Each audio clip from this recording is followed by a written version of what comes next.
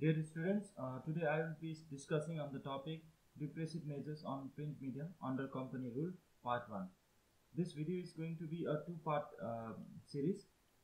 Uh, in my first part, I will be discussing from the time of 1776 wherein William Bulls attempted to start his newspaper, and I will be giving example of repressive measures on few newspapers, and I will also discuss Censorship Act of 1799, and I'll also discuss on a few orders on press.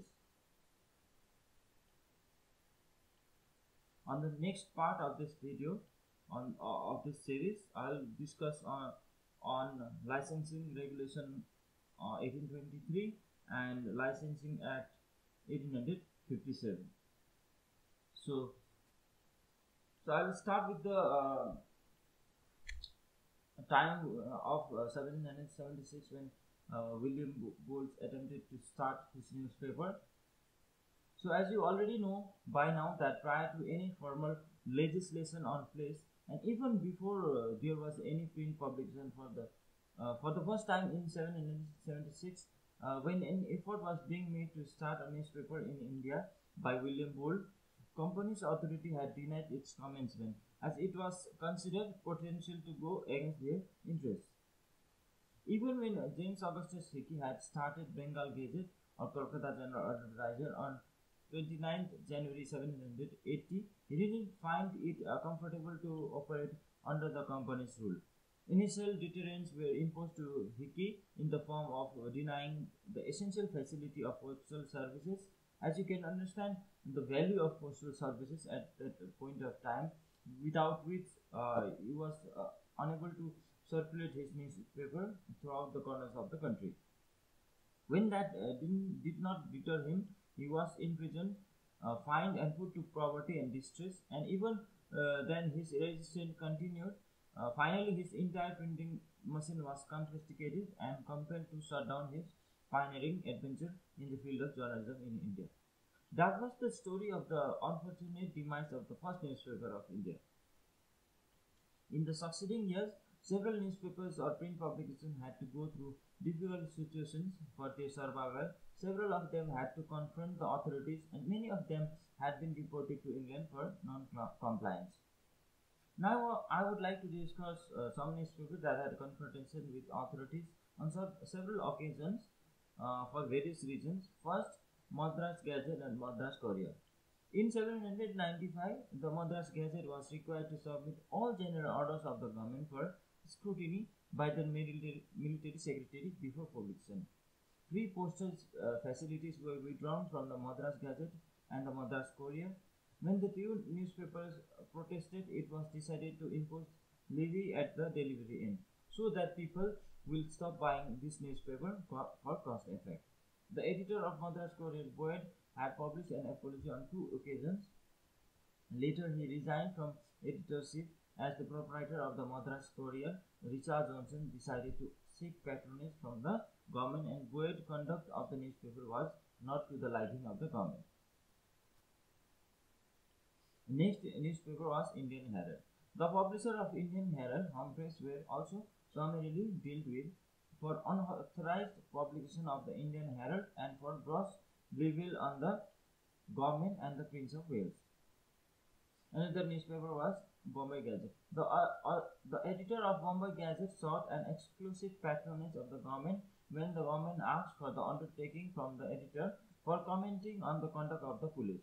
He agreed to submit proof sheets of his newspapers to the secretary for inspection before publication, but he claimed that he had incurred heavy losses as a result of making his newspaper subservient to the purposes of the government, and sought to obtain the exclusive patronage of the government. Another newspaper was Indian World. The publisher of Indian World, William Dunn, claimed to have prospered steadily, but he also wasn't free from government atrocity. His house was raided twice in 1794 on legal grounds. When he demanded an audience with Sir John Shore, the Governor General, he was invited to Government House, arrested there, and deported to England. Another newspaper was Bengal Harkaru. The printer and publisher of Bengal Herald, Dr. Charles McLean, had a series of encounters with the authorities. He had contributed or later reflecting upon the conduct of the magistrate of Gazipur, authority intercepted and they were asked to apologize. The editor McKinley apologized, but McLean refused to do so. As he refused to apologize, he was promptly deported to England. So, these are the only few examples of several such incidents of repressive measures inflicted on the media by company authority during those periods. There were several newspapers in Bengal from 791 to 798 which were pulled up for various offences, many of which related to military subjects. Those incidents were the earliest form of pre-censorship of the press in India. Apart from the many newspapers that refused to bend to subjugation of the authority, there were several newspapers which were under direct patronage of the government. For instance, Kolkata Gazette, published from 784, and Madras Courier, founded by Richard Johnson. These newspapers enjoyed the facilities provided by the government and the patronage benefited them financially, but they were never loved by the readers. Now, I would like to discuss the Censorship of Press Act 1799. A formal media regulation was enacted for the first time in India when Censorship of Press Act 1799, also known as Press Regulation, was passed under Governor Generalship of Lord Wellesley. As this act imposed censorship of all the newspapers in India, the provisions of the act are as follows. Required a newspaper to carry the name of the printer, the editor, and the proprietor, who were to declare themselves to the Secretary of the Government. To submit all material published in the newspaper to his prior scrutiny, and there was to be no publication on Sundays. The act was introduced on the apprehension of French invasion of India. This act introduces the pre-censorship of the contents of newspapers. The regulation also required printing of details of the people associated with the publication of the particular newspaper by mentioning the names of all the individuals associated with the publication. Pre-censorship was the easiest way to curb the publication to reach out to the public for any kind of controversies and issues emanating from the authority. The pre-censorship of the newspaper was implemented with the appointment of the secretary as the censor. He was given responsibility to censor the contents of the newspaper before publication.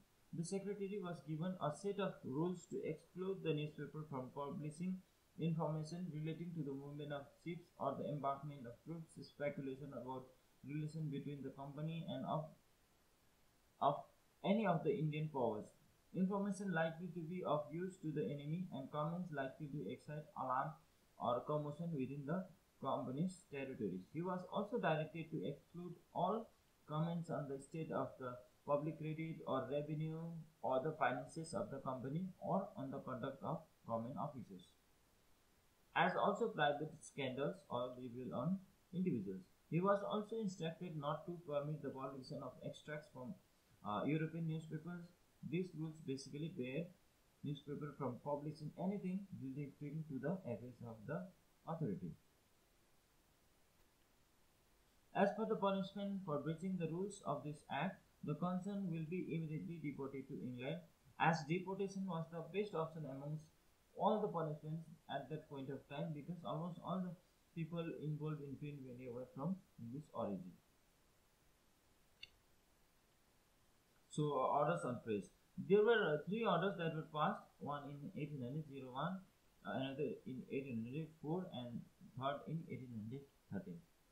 So, I will be briefly discussing on these three orders. First, the order passed in 1801 was in relation to newspapers not submitting their printing materials for prior scrutiny. This order was issued basically in relation to the earlier Press Regulation Act, wherein people had been refusing to comply with the rules.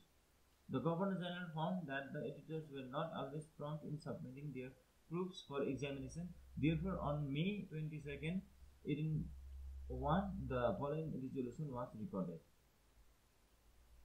Quote, several instances having occurred of newspapers being published without having been previously submitted to the inspection of the Chief Secretary of the government.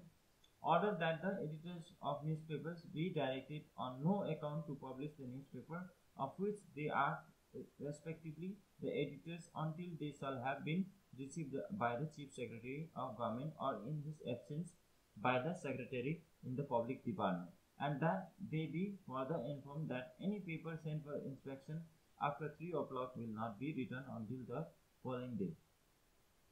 Unquote. This order states that no editor shall be allowed to publish unless they receive the copy of scrutiny from the Office of Government, and it further states that if the paper is sent for the scrutiny after 3 o'clock, it will not be returned until next day. So the newspaper needs to be sent for scrutiny before 3 o'clock if they want the newspaper to be scrutinized and published on the same day. So another order on press was issued in February 1804, specifically directed to a few selected newspapers. The proprietors of the Indian Gazette, the Harkaru, the Mirror, the Post, the Orphan Press, the Star, and the Telegraph were instructed during the Second Maratha War.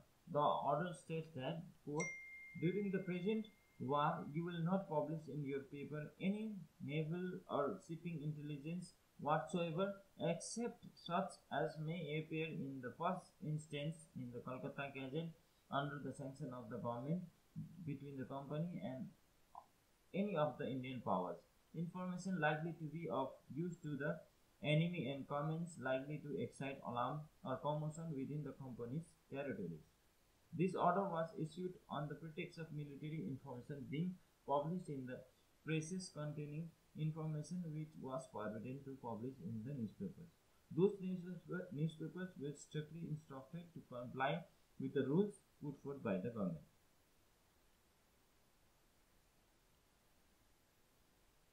The next order was issued on 1830. Order of 1813 was issued by Governor General Warren Hastings after succeeding Lord Minto in 1813. Warren Hastings issued instructions requiring all printing presses to submit proof sheets of newspapers, supplements, extra publications, notices, handbills, and other ephemeral publications to the Chief Secretary for scrutiny and revision.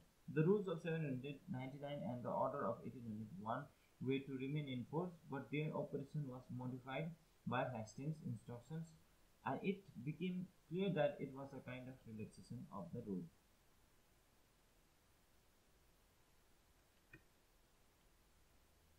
So, as a result of all the restrictions imposed on the working of print media, it was obvious for them to find alternative options. So, alternative options they followed was going underground. Clearly, the policies of restrictions on print media led to the growth of an underground press during that period. Pamphlets were published which did not bear the name of the author or the printer. These publications openly criticized the policies of the government and their restrictions on print media. After finding out the existence of those publications, instructions were issued requiring all presses to publish the name of the printer on all literature printed at or issuing from a press. Another group of people responsible for the growth of underground publications was Christian missionaries. For the purpose of Christian religious propagation, Christian missionaries used underground press as they published several such pamphlets and other printed materials for circulation, attacking the religious beliefs of the Hindus and the Muslims.